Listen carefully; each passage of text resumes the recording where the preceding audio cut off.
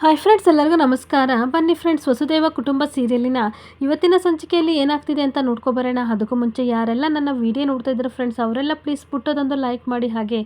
Follow ಮಾಡೋದನ್ನ ಮರಿಬೇಡಿ. ಬನ್ನಿ ಸ್ಟಾರ್ಟ್ ಮಾಡೋಣ. ಮೊದಲಿಗೆ ಫ್ರೆಂಡ್ಸ್, ಸ್ವಾತಿ ಸಿಕ್ಕಾಬಟ್ಟೆ ಬೇಜಾರಿಂದ ಕೂತಿರ್ಬೇಕಾದ್ರೆ ಅಲ್ಲಿ ಭವಾನಿ ಅಜ್ಜಿ ಬರ್ತಾರೆ. ಬಂದ್ಬಿಟ್ಟು ಹೇಳ್ತಾ ಇರ್ತಾರೆ, ನೋಡು ಸ್ವಾತಿ, ಚಿಂತೆ ಮಾಡಬೇಡಮ್ಮ, ಜೀವನದಲ್ಲಿ ನಾವು ಅಂದ್ಕೊಂಡಿದ್ದೆಲ್ಲ ಏನೂ ಆಗಲ್ಲ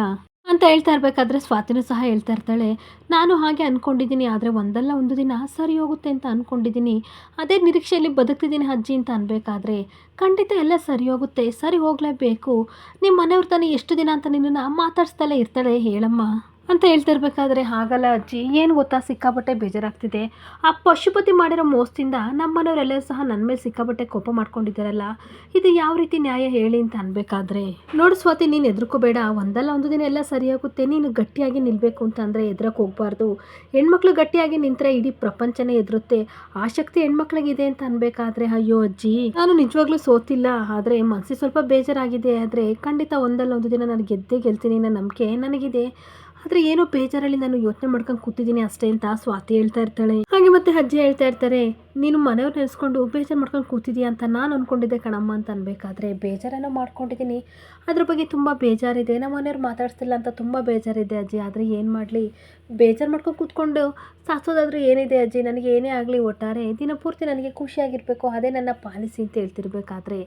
ಅಷ್ಟೊತ್ತಿಗೆ ಇಲ್ಲಿ ಪ್ರೀತಿ ಪುಟ್ಟ ಓಡೋಡಿ ಅಕ್ಕನ ಕೂತ್ಕೊಂಡು ಬರ್ತಾ ಇರ್ತಾಳೆ. ಸ್ವಾತಿ ಅಕ್ಕ ಅಂತ ಬಂದ ತಕ್ಷಣ ಇವಳಿಗೆ ಸಿಕ್ಕಾಪಟ್ಟೆ ಶಾಕ್ ಆಗಿ, ಏನಾಯಿತು ಪುಟ್ಟ, ಯಾಕೆ ಈ ರೀತಿ ಕೂಕೊ ಬಂದಿದ್ಯಾ ಅಂತ ಕೇಳ್ತಿರ್ಬೇಕಾದ್ರೆ, ಮನೆಯವರೆಲ್ಲರೂ ಹೇಳಿದ್ರು ನಿನ್ನನ್ನು ಕರ್ಕೊಬರೋಕ್ಕೆ ಬರಬೇಕಂತೆ ಅಂತ ಅಂದಾಗ ಸ್ವಾತಿಗಂತೂ ಸಿಕ್ಕಾಪಟ್ಟೆ ಖುಷಿ ಆಗ್ತಿರುತ್ತೆ. ನಿಜ ಹೇಳ್ತಿದ್ಯಾ ಅಂತ ಅಂದಾಗ, ಹೌದು, ಮನೇಲಿ ಕರಿತಿದ್ದಾರೆ, ಅದಕ್ಕೆ ಕರ್ಕೊಂಡು ಹೋಗಿ ಬಂದೆ ಅಂತ ಅಂದಾಗ, ಈ ಕಡೆ ಅಜ್ಜಿ ಹೇಳ್ತಾ ಇರ್ತಾರೆ, ನಾನು ಇವಾಗಷ್ಟೇ ಮನೆಯವ್ರ ಬಗ್ಗೆ ಮಾತಾಡ್ತಿದ್ದೆ, ನೋಡ್ದೆ ಅಲ್ವಾ, ನಿನ್ನಿಂದ ಮಾತಾಡ್ಸೋಕ್ಕೋಸ್ಕರ ಅವರು ಕರಿತಿದ್ದಾರೆ, ಹೋಗ್ಬಿಟ್ಟು ಬಾ ಮಗಳೇ ಅಂತ ಅಂದಾಗ, ಸರಿ ಅಜ್ಜಿ ಬರ್ತೀನಿ ಅಂತ ಖುಷಿಯಿಂದ ಸ್ವಾತಿ ಪ್ರೀತಿ ಜೊತೆ ಮನೆ ಕಡೆ ಹೋಗ್ತಾ ಇರ್ತಾಳೆ. ಇನ್ನೊಂದು ಕಡೆ ವಂಶಿ ಆಫೀಸ್ಗೆ ಹೋಗಿರ್ತಾನೆ, ಆ ಜೊತೆಗೆ ಅಜಯ್ ಸಹ ಹೋಗಿರಬೇಕಾದ್ರೆ ವಂಶಿ ಪ್ರಾಜೆಕ್ಟ್ನ ನೋಡಿ ವರ್ಕರ್ಸ್ಗೆ ಹೇಳ್ತಾ ಇರ್ತಾನೆ, ನಿಮ್ಮ ಅಪ್ರೋಚ್ ನನಗೆ ಸಿಕ್ಕಾಬಟ್ಟೆ ಇಷ್ಟ ಆಯಿತು, ನಾನು ಕಂಪನಿಯವ್ರ ಜೊತೆ ಮಾತಾಡಿ ಡಿಸೈಡ್ ಮಾಡ್ತೀನಿ ಅಂತ ಅನ್ಬೇಕಾದ್ರೆ ಅಷ್ಟೊತ್ತಿಗೆ ಒಂದು ನಿಮಿಷ ಬರೋ ಅಂತ ಅಜಯ್ ಅಂದ್ಬಿಟ್ಟು, ನೀವು ಸ್ವಲ್ಪ 2 ಮಿನಿಟ್ಸ್ ಆಚೆ ಇರ್ತೀರಾ ಅಂತ ಅಂದಾಗ, ಸರಿ ಸರ್ ಅಂತ ಈ ಕಡೆ ಲೇಡಿ ಹೋಗ್ತಾ ಇರಬೇಕಾದ್ರೆ ಇವನು ವಂಶಿ ಜೊತೆ ಮಾತಾಡ್ತಾ ಇರ್ತಾನೆ. ಹಾಗೆ ವಂಶಿ ಹೇಳ್ತಾ ಇರ್ತಾನೆ, ಯಾಕೆ ಅಜಯ್ ಅವ್ರನ್ನ ಕಳಿಸ್ತೆ ಅಂತ ಅಂದಾಗ, ನಿನ್ನ ಹತ್ರ ಮಾತಾಡಬೇಕು, ಅದಕ್ಕೆ ಪ್ರಾಜೆಕ್ಟನ್ನು ಸೂಪರ್ ಆಗಿದೆ, ಸ್ವಲ್ಪ ನಾವು ತಲೆ ಉಪಯೋಗಿಸಿದ್ರೆ ಕಾಸ್ಟ್ನ ಕಟ್ ಮಾಡ್ಬೋದು, ಇನ್ನೂ ಎತ್ತರಕ್ಕೆ ಬೆಳಿಬೋದು ಅಂತ ಅನ್ಬೇಕಾದ್ರೆ ಏನು ಹೇಳ್ತಿದೀಯ ಅಂತ ಕೇಳ್ತಾ ಇರ್ತಾನೆ. ವಂಶಿ ಹೇಳ್ತಾ ಇರ್ತಾನೆ, ಇದರಲ್ಲಿ ಯಾವ ರೀತಿ ನಾವು ಕಾಸ್ಟ್ನ ಕಟ್ ಮಾಡೋದು ಆಪ್ಷನ್ಸೇ ಇಲ್ವಲ್ಲ ಅಂತ ಅಂದಾಗ, ಇದ್ರ ಬಗ್ಗೆ ನಾನು ಎಕ್ಸ್ಪ್ಲೇನ್ ಮಾಡ್ತೀನಿ. ರಾ ಮೆಟೀರಿಯಲ್ಲು ಈ ಕಡೆ ಗುಜರಾತಿಂದ ಚೆನ್ನೈಗೆ ಬಂದು, ಚೆನ್ನೈಯಿಂದ ಬೆಂಗಳೂರಿಗೆ ಬಂದು, ಬೆಂಗಳೂರಿಂದ ನಿನಗೆ ತಲುಪಬೇಕಲ್ವೇನಪ್ಪ, ಅವಾಗ ಸಿಕ್ಕಾಪಟ್ಟೆ ಟೈಮ್ ವೇಸ್ಟ್ ಆಗುತ್ತೆ, ಸೊ ಅದ್ರ ಬದಲು ರಾ ಮೆಟೀರಿಯಲ್ನ ನಾವೇ ಚೆನ್ನೈನಲ್ಲಿ ಕೊಂಡ್ಕೋಬೋದಲ್ವಾ ಅಂತ ಅನ್ಬೇಕಾದ್ರೆ, ನೀನು ಹೇಳ್ತಾ ಇರೋದು ಕರೆಕ್ಟು, ಬಟ್ ನಾವು ಗುಜರಾತ್ಗೆಲ್ಲ ಹೋಗಬೇಕು ಅಂತ ಅಂದರೆ ಇನ್ಶೂರೆನ್ಸ್ ಇರಬೇಕು, ಹಾಗೆ ಸಿಕ್ಕಾಪಟ್ಟೆ ಕಾಸ್ಟ್ ಎಲ್ಲ ಖರ್ಚಾಗುತ್ತಲ್ಲ, ಅದು ಹೇಗೆ ಮಾಡೋದು ಅಂತ ಕೇಳ್ತಾ ಇರ್ತಾನೆ. ಅಜಯ್ ಹೇಳ್ತಾ ಇರ್ತಾನೆ, ನೀನೇ ಇನ್ವೆಸ್ಟ್ ಮಾಡಿದರೆ ತುಂಬ ಚೆನ್ನಾಗಿರುತ್ತೆ, ಹೊಸ ಪ್ರಾಜೆಕ್ಟು ಸಹ ಓಪನ್ ಮಾಡ್ದಂಗೆ ಆಗುತ್ತೆ, ಈ ಕಡೆ ಪ್ರಾಫಿಟ್ ಸಿಕ್ಕಾಪಟ್ಟೆ ಆಗುತ್ತೆ ಅಂತ ಅಂದಾಗ, ನಿನ್ನ ಐಡಿಯಾನು ತುಂಬ ಚೆನ್ನಾಗಿದೆ Ajay, thank you so much ಕಣೋ ಅಂತ ವಂಶಿ ಹೇಳ್ತಿರ್ಬೇಕಾದ್ರೆ, ನಾನು ಕೊಟ್ಟಿರೋ ಐಡಿಯಾ ನಿನಗೆ ಇಷ್ಟ ಆಯ್ತಲ್ಲ, ಐ ಆಮ್ ಸೋ ಹ್ಯಾಪಿ ಅಂತ ಅನ್ಬೇಕಾದ್ರೆ, ನೀನು ಅದಕ್ಕೆ ಕಣೋ ಸಕ್ಸಸ್ಫುಲ್ ಬಿಸ್ನೆಸ್ ಮ್ಯಾನ್ ಅಂತ ಕರೆಯೋದು, ನಿನ್ನ ಥಿಂಕಿಂಗ್ ತುಂಬ ಚೆನ್ನಾಗಿದೆ ಅಂತ ಅಂದಾಗ ಅಜಯ್ ಒಳಗೆ ನಗು ಬರ್ತಾ ಇರುತ್ತೆ. ಹಾಗೆ ವಂಶಿ ಹೇಳ್ತಾ ಇರ್ತಾರೆ, ನಾನು ಕಾಸ್ಟ್ ಬಗ್ಗೆ ಯಾವತ್ತೂ ಯೋಚನೆ ಮಾಡಿಲ್ಲ ಕಣೋ, ನನಗೆ ಒಟ್ಟಾರೆ ಐಟಮ್ ಬರಬೇಕು ಅದಷ್ಟೇ ನಾನು ನೋಡ್ತಾ ಇದ್ದೆ ಅಂತ ಅಂದಾಗ ಅಜಯ್ ಹೇಳ್ತಾ ಇರ್ತಾನೆ, ನಾನು ಮುಂಬೈನಲ್ಲಿ ಈ ಕಡೆ ಅಕೌಂಟ್ ಬಗ್ಗೆ ಎಲ್ಲ ನೋಡ್ಕೋತಾ ಇದ್ದೆ, ಸೊ ಹಂಗಾಗಿ ನನಗೆ ಬಂದಿರೋ ಐಡಿಯಾ ಎಲ್ಲ ನಿನ್ನ ಹತ್ರ ಹೇಳ್ತಾ ಇದ್ದೀನಿ ಅಷ್ಟೇ ಅಂತ ಹೇಳ್ತಾ ಇರ್ತಾನೆ. ಹಾಗೆ ಮತ್ತೆ ವಂಶಿ ಹೇಳ್ತಾ ಇರ್ತಾನೆ, ಏನು ಕಂಪನಿ ಅಕೌಂಟ್ ಎಲ್ಲ ನೀನು ಮ್ಯಾನೇಜ್ ಮಾಡ್ತಿದ್ಯಾ, ಹಾಗಾದರೆ ನನಗೊಂದು ಹೆಲ್ಪ್ ಮಾಡೋ, ನೀನಿರೋವರೆಗೂ ಸಹ ಇಲ್ಲಿ ಅಕೌಂಟ್ನ ನೀನೇ ನೋಡ್ಕೊ, ನಿನ್ನ ಥರ ಎಕ್ಸ್ಪೀರಿಯನ್ಸ್ ಇರೋರು ಯಾರೂ ಇಲ್ಲ ಅಂತ ಅಂದಾಗ, ಅಫ್ಕೋರ್ಸ್ ವೈ ನಾಟ್, ಯಾಕಾಗಬಾರ್ದು, ನಿನಗೆ ಯೂಸ್ ಆಗುತ್ತೆ ಅಂದರೆ ಖಂಡಿತ ನಾನು ನೋಡ್ಕೋತೀನಿ ಅಂತ ಅಜಯ್ ಹೇಳಿದಾಗ, okay thank you so much ಕಣೋ, ನನಗೊಂದು ಮೀಟಿಂಗ್ ಇದೆ ಬರ್ತೀನಿ ಅಂತ ವಂಶಿ ಹೋಗ್ತಾ ಇದ್ದರೆ ಅಜಯ್ ಹೇಳ್ತಾ ಇರ್ತಾನೆ, ಒಂದು ಹಂತಕ್ಕೆ ನಾನು ಮಾಡಿರೋ ಪ್ಲ್ಯಾನ್ ಸಕ್ಸಸ್ ಆಗಿದೆ, ಮುಂದಕ್ಕೂ ಇದೇ ರೀತಿ ನಾನು ಪ್ಲ್ಯಾನ್ ಮಾಡ್ಕೊಂಡು ಹೋಗ್ತೀನಿ, ಅದೆಲ್ಲ ಖಂಡಿತ ಸಕ್ಸಸ್ ಆಗುತ್ತೆ, ಏನು ಮಾಡಬೇಕು ಅದನ್ನು ವಂಶಿಗೆ ಮಾಡೇ ಮಾಡ್ತೀನಿ, ಈ ಅಜಯ್ ಅಂತೂ ಸುಮ್ಮನೆ ಕೂರೋನಲ್ಲ ಅಂತ ಹೇಳ್ಕೊತಾ ಇರ್ತಾನೆ. ಹಾಗೇನೊಂದು ಕಡೆ ಪ್ರೀತಿ ಸ್ವಾತಿನ ಮನೆಗೆ ಕರ್ಕೊಬಂದ್ಬಿಟ್ಟು, ಅಜ್ಜಿ ಅಮ್ಮ ಇಲ್ಲಿ ನೋಡಿ ಯಾರು ಬಂದರು ಅಂತ ಅಂದಾಗ ಅಜ್ಜಿಗೆ ಸಿಕ್ಕಾಬಿಟ್ಟೆ ಖುಷಿಯಾಗಿ, ಸ್ವಾತಿ ಪುಟ್ಟ ಹೇಗಿದೆಯಾ ಅಂತ ಅವಳಿಗೆ ಮುತ್ತು ಕೊಡ್ತಾ ಇರ್ತಾರೆ. ಬಾರಮ್ಮ ಕೂತ್ಕೊಂತ ಕೂರಿಸಿ ಮಾತಾಡ್ತಿರ್ಬೇಕಾದ್ರೆ ಒಳಗಡೆಯಿಂದ ಪದ್ಮ ಹಾಗೆ ಕುಮಾರ ಎಲ್ಲರೂ ಬರ್ತಾರೆ. ಬಂದಾಗ ಹೇಗಿದೆ ಸ್ವಾತಿ ಅಂತ ಎಲ್ಲ ಕೇಳ್ತಿರ್ಬೇಕಾದ್ರೆ ಚೆನ್ನಾಗಿದ್ದೀನಿ ಅಂತ ಹೇಳ್ತಾ ಇರ್ತಾಳೆ. ಹಾಗೆ ಅಜ್ಜಿ ಕಣ್ಣೀರು ಹಾಕ್ಕೊಂಡು ಹೇಳ್ತಾ ಇರ್ತಾರೆ, ದಯವಿಟ್ಟು ಊರಲ್ಲಾಗಿರೋ ವಿಷಯ ನೆನೆಸ್ಕೊಂಡು ಬೇಜಾರು ಮಾಡ್ಕೋಬೇಡ, ನಿನಗೆ ಸಿಕ್ಕಾಬಿಟ್ಟೆ ನೋವು ಕೊಟ್ಟಿದ್ದೀವಿ, ದಯವಿಟ್ಟು ನನ್ನ ಕ್ಷಮಿಸಮ್ಮ ಅಂತ ಕೈ ಮುಗಿತಿರ್ಬೇಕಾದ್ರೆ, ಈ ರೀತಿ ಎಲ್ಲ ಮಾಡಬೇಡಿ ಅಜ್ಜಿ ಅಂತ ಹೇಳ್ತಾ ಇರ್ತಾಳೆ. ಆ ಪಶುಪತಿ ನಿನಗೆ ಮೋಸ ಮಾಡಿ ಅಧಿಕಾರನ ಕಿತ್ಕೊಬಿಟ್ಟ, ಆದರೆ ನೀನೇ ಹೋಗಿ ಈ ಥರ ಅಧಿಕಾರನ ಕೊಟ್ಬಿಟ್ಟಿದ್ಯಾ ಅಂತ ನಾವು ಬೈಕೋತಾ ಇದ್ವಿ, ದಯವಿಟ್ಟು ಕ್ಷಮಿಸಮ್ಮ ಅಂತ ಅನ್ಬೇಕಾದ್ರೆ, ಹಾಗೇನಿಲ್ಲ, ಆ ಪಶುಪತಿ ನನಗೆ ಸಿಕ್ಕಾಬಟ್ಟೆ ಮೋಸ ಮಾಡಿಬಿಟ್ಟ ಅಜ್ಜಿ ಅಂತ ಕಣ್ಣೀರು ಹಾಕೊಂಡು ಹೇಳ್ತಾ ಇರ್ತಾಳೆ. ಹಾಗೆ ಸ್ವಾತಿ ಬೇಜಾರಿಂದ, ನನಗೆ ಆ ಮನೆ ಬಿಟ್ಟರೆ ಬೇರೆ ಯಾವ್ದ್ರ ಬಗ್ಗೆನೂ ಆಸೆ ಇಲ್ಲ ಅಂತ ಅನ್ಬೇಕಾದ್ರೆ ಕುಮಾರ ಹೇಳ್ತಾ ಇರ್ತಾನೆ, ಅಲ್ಲಮ್ಮ ಸ್ವಾತಿ, ಪ್ರೆಸಿಡೆಂಟ್ ಜಾಗನ ಬಿಟ್ಕೊಟ್ರೆ ಮಾತ್ರ ಮನೆ ಕೊಡ್ತೀನಿ ಅಂತ ಅನ್ನುವ, ಅಥವಾ ನೀನೇ ಕೇಳಕ್ಕೆ ಹೋದ್ಯಾ ಅಂತ ಅನ್ಬೇಕಾದ್ರೆ ಅವ್ನು ಹೇಳಿದಷ್ಟು ದುಡ್ಡನ್ನ ನಾನು ಕಷ್ಟಪಟ್ಟು ಅರೇಂಜ್ ಮಾಡ್ಕೊಂಡಿದ್ದೆ ಬಾವ. ಆದರೆ ಏನು ಮಾಡಲಿ, ದುಡ್ಡಿಂದ ಮಾತ್ರ ಅವನು ಮನೆ ಕೊಡೋಲ್ಲ ಅಂತ ಗೊತ್ತಾಯಿತು. ಪ್ರೆಸಿಡೆಂಟ್ ಜಾಗನ ಬಿಟ್ಕೊಡ್ಬೇಕು ಅಂತ ಕೇಳ್ದ. ಸೊ ಅದಕ್ಕೋಸ್ಕರ ನಾನು ಹೇಗಿದ್ರು ಪ್ರೆಸಿಡೆಂಟ್ ಜಾಗನ ಬಿಟ್ಕೊಟ್ರೆ ನಮ್ಮ ಮನೇನ ಕೊಡ್ತಾನಲ್ವಾ ಅಂತ ನಾನು ಆ ರೀತಿ ನಾನು ಅಂದ್ಕೊಂಡಿದ್ದೆ ಅಂತ ಹೇಳ್ತಿರ್ಬೇಕಾದ್ರೆ ಅವಳು ಮಾತಾಡ್ದನ್ನೆಲ್ಲ ಗೀತಾ ಕೇಳ್ಕೊಂಡು ಸಿಕ್ಕಾಪಟ್ಟೆ ಸಂಕಟ ಪಡ್ತಾ ಇರ್ತಾಳೆ. ಹಾಗೆ ಮತ್ತೆ ಸ್ವಾತಿ ಹೇಳ್ತಾ ಇರ್ತಾಳೆ, ಹೇಗಿದ್ರು ಮನೆ ಸಿಕ್ಕಿದ್ರೆ ಸಾಕು, ನನಗೆ ದೇವಸ್ಥಾನ ಕಟ್ಸಿದ್ದು ಅಪ್ಪ ಅಂತ ಎಲ್ಲರಿಗೂ ಗೊತ್ತು, ಅದನ್ನು ಯಾವ ರೀತಿ ಚೇಂಜ್ ಮಾಡ್ಸೋಕ್ಕಾಗಲ್ಲ. ಬಟ್ ಮನೆ ಸಿಗ್ಲಿ ಅಂತ ಏನೇನೋ ಆಸೆ ಪಟ್ಟೆ, ಆದರೆ ಹೆಚ್ಚಿ ಆ ಪಶುಪತಿ ಏನೇನೋ ಮಾಡ್ದ ಅಂತ ಕಣ್ಣೀರು ಹಾಕ್ತಾ ಇರ್ತಾಳೆ. ಮತ್ತೆ ಕಣ್ಣೀರು ಹಾಕೊಂಡು ಹೇಳ್ತಾ ಇರ್ತಾಳೆ, ನಿಜವಾಗ್ಲೂ ಅವ್ನು ಮನೆಗೆ ಕೊಡ್ತಾನೆ, ಕೊಟ್ಟಿದ ತಕ್ಷಣ ಅಕ್ಕಿನ ಅಮ್ಮನ ಕೈಲಿ ಕೊಟ್ಟು ಅಮ್ಮನ ಖುಷಿನ ನಾನು ನೋಡಬೇಕು, ಹಾಗೆ ನಮ್ಮ ಅಕ್ಕನ ಬರ್ತಡೇ ಮಾಡಬೇಕು ಅಂತ ಎಷ್ಟು ಆಸೆ ಕಟ್ಟಿದ್ದೆ ಗೊತ್ತಾ ಬಾವ ಅಂತ ಹೇಳ್ತಿರ್ಬೇಕಾದ್ರೆ ಮಾತನ್ನ ಕೇಳ್ಕೊಂಡು ಗೀತಾ ದೂರದಲ್ಲಿ ನಿಂತ್ಕೊಂಡು ಕಣ್ಣೀರು ಹಾಕ್ತಾ ಇರ್ತಾಳೆ. ಕೊನೆಗೂ ಪಶುಪತಿ ನಮಗೆ ಮೋಸ ಮಾಡಿಬಿಟ್ಟ, ಅಪ್ಪನಿಗೆ ಮೋಸ ಮಾಡ್ದಂಗೆ ನನಗೂ ಮೋಸ ಮಾಡಿ ನನ್ನನ್ನು ಬಲಿಪೋಷನಾಗಿ ಮಾಡಿಬಿಟ್ಟ ಅಮ್ಮ ಅಂತ ಕಣ್ಣೀರು ಹಾಕ್ತಿರ್ಬೇಕಾದ್ರೆ ಮನೆಯವರೆಲ್ಲರೂ ಸಹ ಸ್ವಾತಿ ನೋಡ್ಕೊಂಡು ಕಣ್ಣೀರು ಹಾಕ್ತಾ ಇರ್ತಾರೆ. ಸ್ವಾತಿ ಹೇಳೋದನ್ನ ನೋಡಿ ತಡ್ಕೊಳಕ್ಕಾಗ್ತಲೇ ಈ ಕಡೆ ಮೇಘನ ಬಂದು ಹೇಳ್ತಾ ಇರ್ತಾಳೆ, ಬಿಡು ಸ್ವಾತಿ, ಏನು ಮಾಡೋಕ್ಕಾಗಲ್ಲ, ನಮಗೆ ಅನ್ಯಾಯ ಆಗ್ತಿರೋದನ್ನ ದೇವರೇ ತಡೆಯೋಕ್ಕಾಗಿಲ್ಲ ಅಂತ ಅಂದಮೇಲೆ ಈ ರಾಕ್ಷಸರಂಥ ಪಶುಪತಿ ಬಂದು ತಡೆಯೋಕ್ಕಾಗುತ್ತಾ, ನಮಗಿಂಥವ್ರು ಅನ್ಯಾಯ ಮಾಡೇ ಮಾಡ್ತಾರೆ, ಸುಮ್ಮನಿರೆ, ಸಮಾಧಾನ ಮಾಡ್ಕೊಂಡು ನಿನ್ನ ಜಾಗದಲ್ಲಿ ಇದ್ದಿದ್ರು ಸಹ ನನಗೂ ಇದೇ ರೀತಿ ಆಗ್ತಾ ಇತ್ತು ಅಂತ ಹೇಳ್ತಾ ಇರ್ತಾಳೆ. ಹಾಗೆ ಇನ್ನೊಂದು ಕಡೆ ಪದ್ಮನು ಸಹ ಬಂದ್ಬಿಟ್ಟು ಸಮಾಧಾನ ಮಾಡ್ತಾ ಇರ್ತಾಳೆ, ದಯವಿಟ್ಟು ನಮ್ಮನ್ನು ಕ್ಷಮಿಸಮ್ಮ, ನಾವು ಸಹ ನಿನ್ನನ್ನು ತಪ್ಪಾಗಿ ತಿಳ್ಕೊಬಿಟ್ಟಿದ್ವಿ, ಆದರೆ ಏನು ಮಾಡೋಕ್ಕಾಗುತ್ತೆ, ಎಲ್ಲ ನಮ್ಮ ಮನೆ ಬರ ಅಂತ ಅನ್ಬೇಕಾದ್ರೆ ಕುಮಾರನು ಸಹ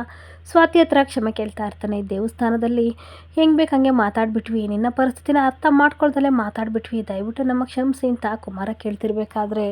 ನೋಡಿ ಬಾವ, ದಯವಿಟ್ಟು ಕ್ಷಮಿಸಿಂದೆಲ್ಲ ಕೇಳಬೇಡಿ, ಈ ರೀತಿ ಸಾರಿ ಕೇಳಬೇಡಿ, ಏನು ಮಾಡೋಕ್ಕಾಗುತ್ತೆ, ನನ್ನ ದಡ್ತನದಿಂದ ಪಶುಪತಿ ನನಗೆ ಈ ರೀತಿ ಮೋಸ ಮಾಡ್ದ ಅಷ್ಟೇ, ಬಿಟ್ಬಿಡಿ, ನೀವೆಲ್ಲ ಕ್ಷಮೆ ಕೇಳಬೇಡಿ ಅಂತ ಹೇಳ್ತಾ ಇರ್ತಾಳೆ. ಅಷ್ಟೊತ್ತಿಗೆ ಪ್ರೀತಿ ಪುಟ್ಟ ಬಂದ್ಬಿಟ್ಟು, ಅಕ್ಕ ನೀನು ಬೇಜಾರು ಮಾಡ್ಕೋಬೇಡ, ನಮಗೂ ಒಂದಲ್ಲ ಒಂದು ದಿನ ಒಳ್ಳೇದಾಗುತ್ತೆ ಅಂತ ಹೇಳ್ಬೇಕಾದ್ರೆ ಅಜ್ಜಿ ಹೇಳ್ತಾ ಇರ್ತಾರೆ, ಮಕ್ಕಳ ಮಾತು ದೇವ್ರ ಮಾತು ಇದ್ದಂಗೆ, ನಮ್ಮ ಪ್ರೀತಿ ಪುಟ್ಟ ಹೇಳಿದಲ್ಲ ಖಂಡಿತ ನಿನಗೆ ಒಳ್ಳೇದಾಗುತ್ತೋ ಬಿಡು ಸ್ವಾತಿ ಅಂತ ಅನ್ಬೇಕಾದ್ರೆ ಅದು ಆಗಲ್ಲ ಅಜ್ಜಿ ಅಂತ ಹಿಂತಿರುಗಿ ನೋಡ್ತಿರ್ಬೇಕಾದ್ರೆ ಈ ಕಡೆ ತನ್ನ ಅಕ್ಕ ಗೀತನ ನೋಡಿ ಅವಳಿಗಂತೂ ಸಿಕ್ಕಾಪಟ್ಟೆ ಆಶ್ಚರ್ಯ ಆಗ್ತಾ ಇರುತ್ತೆ. ಹಾಗೆ ಅಜ್ಜಿ ಹೇಳ್ತಾ ಇರ್ತಾರೆ, ನಿನ್ನ ಇಲ್ಲಿ ಕರ್ಕೊಬರೋ ಕೇಳಿದ್ದೆ ಗೀತಾ ಅಂತ ಅಂದಾಗ ಸ್ವಾತಿಗಂತೂ ಸಿಕ್ಕಾಪಟ್ಟೆ ಆಶ್ಚರ್ಯ ಜೊತೆಗೆ ಖುಷಿ ಆಗ್ಬಿಟ್ಟು ತನ್ನ ಅಕ್ಕನ ಮುಖ ನೋಡ್ಕೊಬಿಟ್ಟು, ಅಕ್ಕ ನೀನು ನನ್ನ ಕರ್ಕೊಬರೋ ಕೇಳಿದ್ದು ನಿಜವಾಗ್ಲೂ ನನ್ನನ್ನು ಕ್ಷಮಿಸಿದೀಯಾ, ನನ್ನ ತಪ್ಪನ್ನೆಲ್ಲ ಕ್ಷಮಿಸಿದೀಯಾ ಅಂತ ಅನ್ಬೇಕಾದ್ರೆ ಸಿಕ್ಕಾಪಟ್ಟೆ ಕೋಪದಿಂದ ಗುರಾಯಿಸ್ತಾ ಇರ್ತಾಳೆ. ಕೋಪ ಮಾಡ್ಕೊಬಿಟ್ಟು ಪ್ರೀತಿ ಹತ್ರ ಬಂದ್ಬಿಟ್ಟು, ನಾನೆಲ್ಲಿ ಇವಳನ್ನ ಕರೆಯ ಕೇಳಿದೆ, ಸುಳ್ಳು ಬೇರೆ ಹೇಳ್ತೀಯಾ, ನೋಡು ಸ್ವಾತಿ, ಮನೆ ವಿಷಯದಲ್ಲಿ ನಿಂದೇನು ತಪ್ಪಿಲ್ಲ ಅಂತ ಗೊತ್ತಾಯಿತು, ಹಾಗೆ ನಿನ್ನ ಕೈವಾಡ ಇಲ್ಲ ಅಂತ ಗೊತ್ತಾಯಿತು, ಅದನ್ನು ಬೇಕಾದರೆ ನಾನು ಕ್ಷಮಿಸ್ತೀನಿ, ಆದರೆ ನೀನು ಮೊದಲನೇ ಮಾಡೋ ತಪ್ಪಿಗೆ ಯಾವತ್ತೂ ಕ್ಷಮೆ ಇಲ್ಲ ಅಂತ ಕೋಪ ಮಾಡ್ಕೊಂಡು ಹೊರಟೋಗ್ತಿದ್ರೆ ಎಲ್ಲರೂ ಸ್ವಲ್ಪ ಬೇಜಾರಾಗಿ ಈ ಕಡೆ ಗೀತನ ಮುಖನ ನೋಡ್ತಾ ಇರ್ತಾರೆ. ಹಾಗೆ ಇನ್ನೊಂದು ಕಡೆ ಪದ್ಮ ಬಂದು ಸಮಾಧಾನ ಮಾಡ್ತಾ ಇರ್ತಾಳೆ, ನೋಡಿ ಸ್ವಾತಿ, ಬೇಜಾರು ಮಾಡ್ಕೋಬೇಡ, ನಿಜವಾಗ್ಲೂ ನಿನ್ನನ್ನು ಇಲ್ಲಿ ಕರೆಯ ಕೇಳಿದ್ದೆ ಪ್ರೀತಿಗೆ, ಗೀತಾ ಆದರೆ ನಿನ್ನ ಮೇಲೆ ಏನಕ್ಕೋ ಬೇಜಾರಿಗೆ ಈ ರೀತಿ ಅಂತಿದ್ದಾಳೆ, ತಪ್ಪು ತಿಳ್ಕೊ ಬೇಡಮ್ಮ ಅಂತ ಅಂತಿರ್ಬೇಕಾದ್ರೆ, ಪರವಾಗಿಲ್ಲ ಬಿಡಿ ಅಮ್ಮ,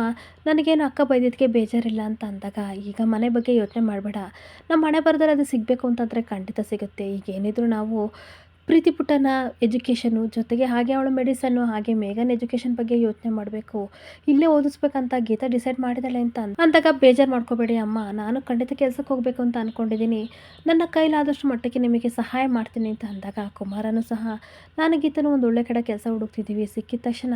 ಎಷ್ಟು ಸಮಸ್ಯೆಗಳು ಬಗೆಹರಿಯುತ್ತೆ ಸ್ವಾತಿ ಅಂತ ಅಂದಾಗ ಖಂಡಿತ ನಾನು ಸಹಾಯ ಮಾಡ್ತೀನಿ, ಪ್ರೀತಿ ಎಜುಕೇಷನ್ ಹಾಗೆ ಮೇಘ ಎಜುಕೇಷನ್ ಎಲ್ಲ ನಾನು ನೋಡ್ಕೋತೀನಿ ಅಂತ ಅಂದಾಗ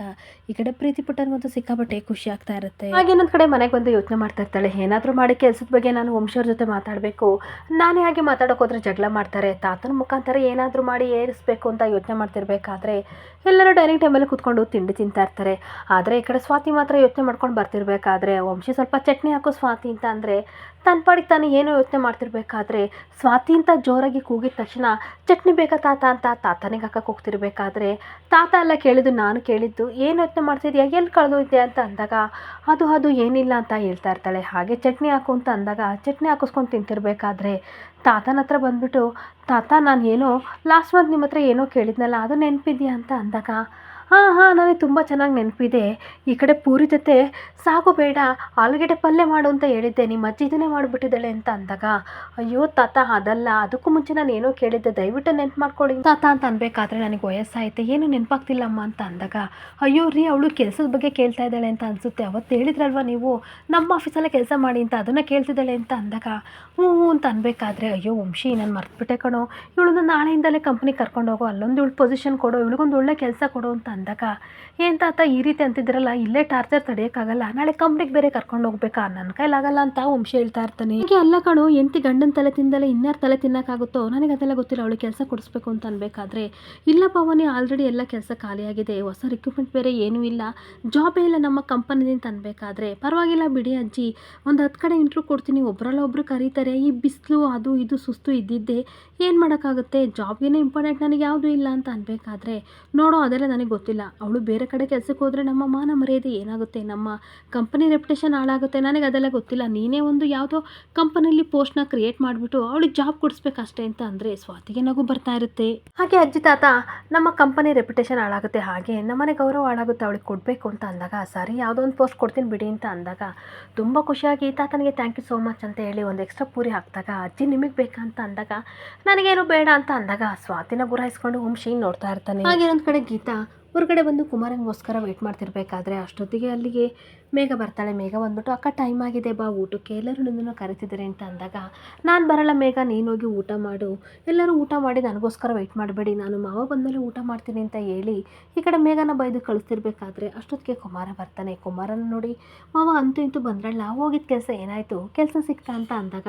ಈ ಕಡೆ ಕುಮಾರ ಸಿಕ್ತು ಅಂತ ಹೇಳ್ತಿರ್ಬೇಕಾದ್ರೆ ಇವಳಿಗೆ ಸಿಕ್ಕಾಪಟ್ಟೆ ಖುಷಿ. ನಿನ್ನ ಹತ್ರ ಒಂದು ಏನೋ ವಿಷಯ ಹೇಳಬೇಕು, ಆದರೆ ಸಮಾಧಾನದಿಂದ ಕೇಳು ಅಂತ ಅನ್ಬೇಕಾದ್ರೆ, ಅದೇನು ಹೇಳಿ ಮಾವ, ಏನು ಹೇಳಿದ್ರು ಕೇಳ್ತೀನಿ ಅಂತ ಹೇಳ್ತಿರ್ಬೇಕಾದ್ರೆ,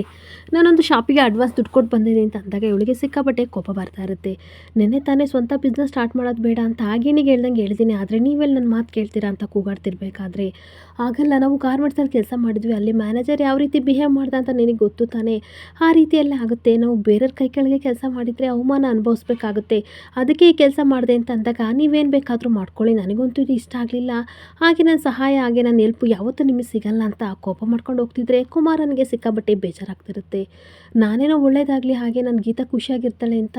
ಸ್ವಂತ ಬಿಸ್ನೆಸ್ ಮಾಡಬೇಕು ಅಂತ ಅಡ್ವಾನ್ಸ್ ಕೊಟ್ಟು ಬಂದೆ, ಆದರೆ ಈಗ ಗೀತಾ ಇಷ್ಟೊಂಥರ ಬೇಜಾರು ಮಾಡ್ಕೊಳ್ಳಲ್ಲ ದೇವ್ರೆ, ಏನು ಮಾಡಿ ಅಂತ ಯೋಚನೆ ಮಾಡ್ತಾ ಇರ್ತಾನೆ. ಹಾಗೆ ಒಂದು ಕಡೆ ಸ್ವಾತಿ ನಾಳೆ ಆಫೀಸಿಗೆ ಕೆಲಸಕ್ಕೆ ಹೋಗಬೇಕು ಅಂತ ಸಿಕ್ಕಾಪಟ್ಟೆ ಖುಷಿಯಿಂದ ಬಟ್ಟೆ ಹಾಕಿ ಬ್ಯಾಗ್ ರೆಡಿ ಮಾಡ್ತಿರ್ಬೇಕಾದ್ರೆ ವಂಶಿ ರೇಗಿಸ್ತಾ ಇರ್ತಾನೆ, ಏನು ಕೆಲಸ ಸಿಕ್ತು ಅಂತ ಖುಷಿಯಾಗಿದೆಯಾ ಅಂತ ಅಂದಾಗ, ಹೌದು ವಂಶಿಯವರೇ, ನಾಳೆ ತಡ ಆಗಬಾರ್ದಲ್ಲ ಕಂಪನಿಗೆ ಬರೋಕ್ಕೆ, ಅದಕ್ಕೆ ರೆಡಿ ಮಾಡ್ಕೋತಿದ್ದೀನಿ ಅಂತ ಅಂದಾಗ, ನಿಂದು ಒಂದು ಜನ್ಮ ಏನು ಮಾಡೋಕ್ಕಾಗಲ್ಲ, ಇನ್ಫ್ಲೂಯೆನ್ಸ್ ಮಾಡಿ ಕೆಲಸ ತೊಗೊಂಡಿದ್ದೀಯ ಅಂತ ಅಂದಾಗ, ಏನ್ರಿ ಈ ರೀತಿ ಮಾತಾಡ್ತಿದ್ದೀರಾ, ನನಗೆ ಕೆಲಸ ಮಾಡೋ ಅರ್ಹತೆ ಯೋಗ್ಯತೆ ಇಲ್ವಾ ಅಂತ ಕೂಗಾಡ್ತಾ ಇರ್ತಾಳೆ. ಅದನ್ನೆಲ್ಲ ಇಂಟ್ರ್ಯೂ ಅಟೆಂಡ್ ಮಾಡಿದ್ಮೇಲೆ ಹೇಳ್ತೀನಿ ಅಂತ ಅನ್ಬೇಕಾದ್ರೆ, ಆಯಿತು ಬಿಡ್ರಿ, ಏನು ಇಂಟ್ರ್ಯೂ ಮಾಡ್ತೀರಾ ಮಾಡಿರಿ, ಅದ್ರ ತಕ್ಕಂತೆ ನನಗೆ ಕೆಲಸ ಕೊಡಿ ಅಂತ ಅಂದಾಗ, ಇಂಟರ್ವ್ಯೂ ಮಾಡಿದರೂ ಸಹ ನಮ್ಮ ಆಫೀಸಲ್ಲಿ ಕೆಲಸ ಇಲ್ಲ, ನಿನಗೊಂದು ಪೋಸ್ಟ್ ಕ್ರಿಯೇಟ್ ಮಾಡಿ ಕೊಡಬೇಕು ಅಂತಂದ್ರೆ ಹೌಸ್ ಕೀಪಿಂಗ್ ಕೆಲಸ ಕೊಡಬೇಕು, ಮಾಡ್ತೀಯಾ ಅಂತ ಅಂದಾಗ ಸಿಕ್ಕಾಪಟ್ಟೆ ಕೋಪ ಮಾಡಿಕೊಂಡು ಗುರಾಯಿಸ್ಬಿಟ್ಟು ಮತ್ತೆ ಹೇಳ್ತಾ ಇರ್ತಾಳೆ, ಏನು ಕೊಟ್ಟರು ಮಾಡ್ತೀನಿ ಅಂತ ಅಂದಾಗ, ವೆರಿ ಗುಡ್, ಹಾಗಾದರೆ ನಾಳೆ ನಾನು ಕಂಪನಿಗೆ ಬರೋಕ್ಕೂ ಮುಂಚೆ ಫ್ಲೋರೆಲ್ಲ ಕ್ಲೀನ್ ಮಾಡಿ, ಬಾತ್ರೂಮ್ ಎಲ್ಲ ವಾಶ್ ಮಾಡಿ, ಎಲ್ಲರಿಗೂ ಕಾಫಿ ತಗೊಂಡು ನಿಂತ್ಕೋಬೇಕು ಆಯಿತಾ, ಆಮೇಲೆ ನನಗೆ ಬರಲ್ಲ ಅಂತ ನನ್ನ ಮರ್ಯಾದೆ ಕಳಿಬೇಡ, ಓಕೆ ಬಾಯ್, ಗುಡ್ ನೈಟ್, ನಾಳೆ ಕಂಪನಿಯಲ್ಲಿ ಮೀಟ್ ಮಾಡೋಣ ಅಂತ ಮನಿಕೊಂಡ್ರೆ ಇವಳು ಸಿಕ್ಕಾಪಟ್ಟೆ ಕೋಪ ಬರ್ತಾ ಇರುತ್ತೆ. ಇಲ್ಲಿಗೆ ಸಂಚಿಕೆ ಎಂಡ್ ಆಗ್ತಿದೆ. Thank you for the watching friends.